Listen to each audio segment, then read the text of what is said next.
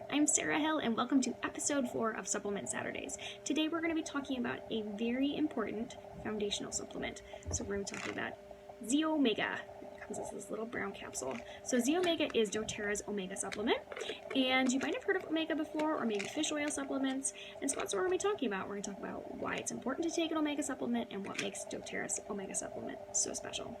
So be listening for the secret password to be entered to win a trial of these. So, in our body, we use fatty acids all over the place. They support tons of different systems, and the majority of fatty acids we make within our own body. And when we can synthesize it, it's called an endogenous fatty acid. However, there's two really important ones that we cannot make. They are exogenous fatty acids, and exogenous means they come from outside of our body. And you might also hear them referred to as essential fatty acids, and that is because they are essential to support good health in your body. However, since we cannot make them, it is essential for us to get them in our diet. So these two families of essential exogenous fatty acids are omega-3 fatty acids and omega-6 fatty acids. And both of those families can be readily found in foods. We want to be consuming them at a ratio of 1:1. However, our modern Western diet has really shifted from being pretty well balanced for hundreds of years to being really heavy on the omega-6s.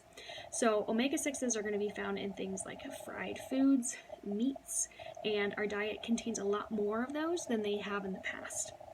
So we either need to really increase our intake of omega-3 foods or get a supplement. And for most people, taking a supplement is going to be a much more practical option. And then we also want to be minding our diet and trying to decrease our dietary intake of omega-6s.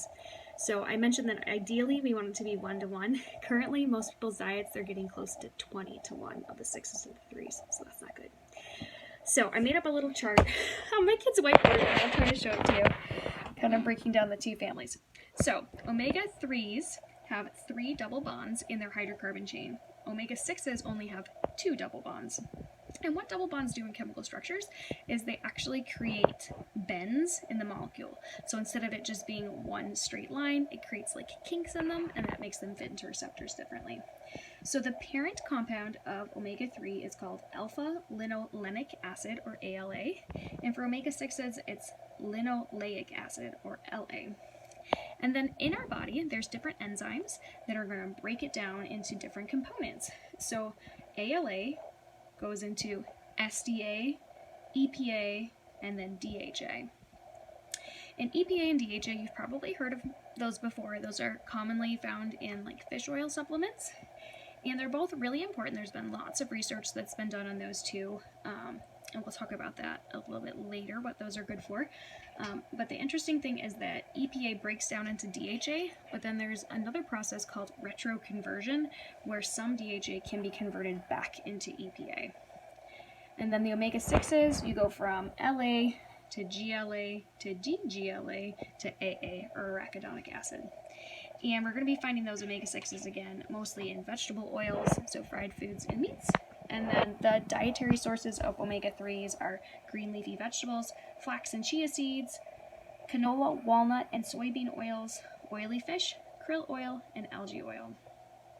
So I don't know if that was helpful or boring, but I like visual aids, so that helps me. Okay, so before we go any further, let's talk about what these essential fatty acids do for us in our body. So they're really helpful, like I mentioned, for a bunch of different systems, but the main thing is that fatty acids are in all of our cell membranes. So obviously, every part of our body is a cell. There's lots of different types of cells, but they all have those membranes, and they all need to have the right amount of fatty acids in them to support them. So they're incorporated into the phospholipids of the cell membrane, and from there they can affect the flexibility of the cell, the permeability of the cell, and within our cells we have receptors and pathways, and so all of those things are affected if our balance is off. These are essential fatty acids are also important for vision.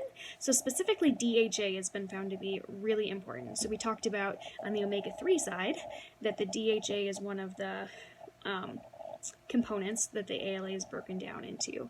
And scientists have found that DHA selectively goes into your retinal tissue, and that leads us to believe that it is important for vision. And there have been some studies that have looked at it, but being a supplement, not quite as many as we would like. But it looks like DHA is important for normal development of the retina and vision, and retinal cells actually love DHA so much that if you don't have enough in your system, it does its best to like recycle and conserve the DHA. So let's help our eyes out and give them some DHA so they don't have to work so hard. In your nervous system, neuronal growth and synaptic formation has been linked to having a proper ratio of the omega's inflammatory response. So this is very oversimplified, and it depends on which of those little acronym soup that we were just talking about in each column. But in general, the omega-6s have pro-inflammatory effects, and the omega-3s have anti-inflammatory effects. So inflammation by itself is not a bad thing. Sometimes we need it. It's good for wound healing. It's helpful for infection. But when we get too much inflammation, that can lead to a lot of different disorders in the body and discomforts. So anything that we can do to stay homeostasis or balanced in that inflammation pathway is good. So that's another reason why we want to keep our 3s and our 6s balanced, so that our pro-inflammatory and anti-inflammatory are staying level. Cardiovascular health. So there is a prescription version of omega supplements, and that has been studied by the FDA. It's at a much higher dose than what you're going to be getting here, and that the indication for the prescription version, which is called Lovasa, is for triglycerides. So that's a type of cholesterol, and taking 2 grams of their version of fish oil omega supplement has been helpful in lowering triglycerides. There have been a lot of studies done looking at the cardiovascular health, and none of them have really conclusively been able to prove that it's helpful for preventing heart attack, stroke, any of those heart disease endpoints, but just generally keeping your heart healthy, because it's a muscle and it has those cell membranes, it still can be supportive to that system. I just want to be very clear that there's no conclusive evidence that omega supplements are able to help with the heart disease endpoints. Okay, so let's do our password. Our secret password for today is going to be mackerel, like holy mackerel, because we're talking about fish oil. So in the dōTERRA's xeOmega supplement, we have EPA and DHA in here separately, which is really important. So omega-3 is the ALA, and that gets broken down into EPA and DHA. However, that process is super inefficient, and it varies by gender, by genetics, so men are especially bad at it. I have it written down here. So ALA in men goes to EPA, about 8% of it converts, and to DHA only 0 to 4% of it converts. In women, it's a little bit higher. ALA converts to EPA 21%, and 9% of ALA converts to DHA. So most of the studies and the information we have, the benefits are coming from the EPA and DHA sides of the omega-3s. So it's really important that we get good milligrams of that into our body. So if we're relying strictly on ALA, we're not going to be getting very much of those components. So in the dōTERRA supplement, you're getting 300 milligrams of EPA and 300 milligrams of DHA. You're also getting an additional 50 milligrams of ALA, the precursor, but the most important is getting the broken down 300 milligrams of both of the EPA and DHA. Now, a lot of the leading world health organizations kind of vary on how much they say that you should get daily, but just kind of combining those into a range. Most of them recommend getting between 250 to 500 milligrams a day of each of those, so the 300 fits into that range for both of them. Okay, so signs and symptoms of an omega deficiency. So it's kind of hard. A lot of the symptoms are silent.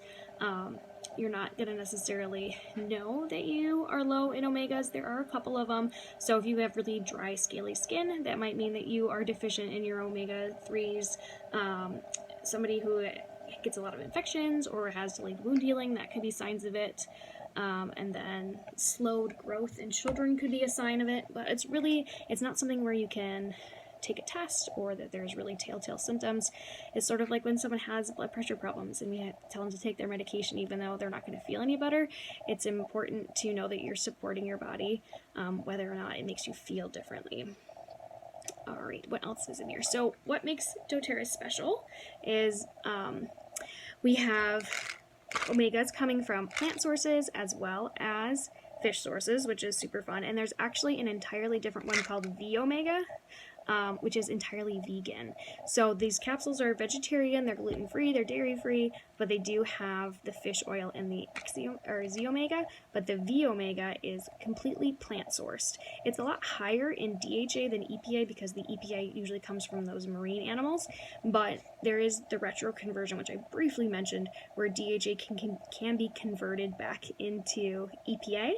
So that's where you're going to be getting the EPA and the vOmega supplement. And it's not going to be as high. It only comes in at, I think, around 20% of the retro conversion as you're going to get with the fish-based product, but you are still going to be getting EPA and DHA in a vegan omega supplement, which is pretty neat. The other thing that sets this apart is it has essential oils in it, which we love because we're from dōTERRA, right? So it has clove, frankincense, thyme, cumin, wild orange, peppermint, ginger, caraway, and German chamomile. So there's kind of two different sections of essential oil in there. So we've got our tummy tamer blend, which is in many of our supplements, and that's like the ginger and the peppermint, caraway, and those just kind of settle the stomach. And fish oil, if you've ever taken it before, can be kind of upsetting to the stomach. It can give you fish burps and queasiness and just doesn't sit very well in your stomach. So having those essential oils that are known to help kind of settle the tummy makes it easier to take. It also makes it taste better. So I've tried taking fish oil before, and just the taste of the fish is just so much. But these, all you taste is the essential oil, which makes it a lot easier to get down. They smell a lot better. Sometimes when you just go to even take the fish oil supplements, just the smell of it makes it really hard to get down, but the fact that you smell the essential oils, you taste the essential oils, makes it a lot easier. And then the added benefit is that the clove and the frankincense, thyme, cumin, wild orange, all those, they are protective against oxidative stress.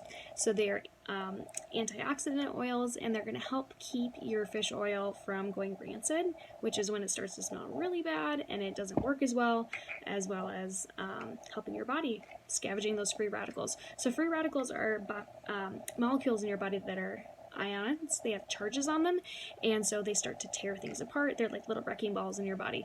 But when you can make those have a negative charge and balance them out, or excuse me, a neutral charge and balance them out, then they're not going to wreak havoc on your body. So having those essential oils helping with that is another bonus. So 4 capsules a day. I like to break it up 2 in the morning, 2 in the evening. You can take it with food if that upsets your tummy, but you don't have to. And yeah. Anyone who's on anticoagulants, this is another one that you're going to want to be careful on. Other cautions, talk to your doctor if you're diabetic, if you have heart disease, but generally well tolerated. And there's a kids version, which is separate if you want to try it with the kids. But this is meant for adults, and message me if you have any questions.